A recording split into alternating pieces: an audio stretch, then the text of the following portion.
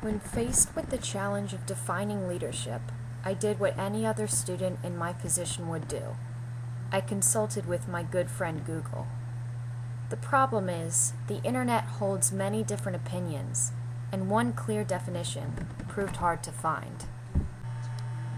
Realizing that this required more thought, I went back to where I started my discovery of leadership. Freshman and sophomore year, I learned about all the different qualities in a leader, but I was still missing something. It wasn't until last year that I was able to make the connection that all leaders have something in common. The ability to have an influence on others. Leadership means different things to different people because it can and is meant to. Leaders must develop their own sense of what they mean to people, or else there will be no diversity. Think for a second about what the world would be like if every leader was the same. If everyone was a servant leader or a charismatic leader like we learned in Mr. Doyle's class.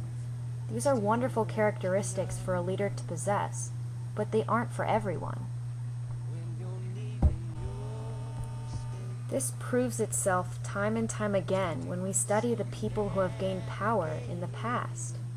The ways to gain that power are either by being feared or loved, which require two completely different types of leadership. Napoleon Bonaparte couldn't use servant leadership to get his people to follow him. That wasn't the kind of guy he was, and he knew he needed to instead use his ferocity to influence the people of Europe. On the other hand, the hand preferred by the people, we have a leader that wishes to be loved. Our old principal, Mr. Titus, was in my opinion a great leader, and I know he at least had an influence in my life.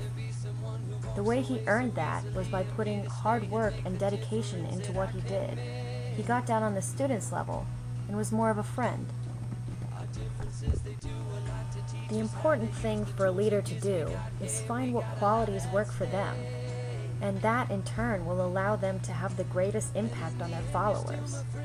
From all the time spent in various history classes, I have more than enough proof that not all leadership is morally good or desirable.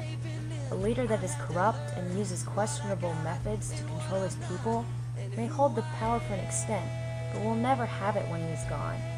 The true measure of a leader's success is the influence they have on people after they are dead. If people follow someone because they truly believe in what the person was saying, their beliefs won't change just because that person is gone. Leadership is a process, one that is put in place by a leader, but doesn't have to end with him.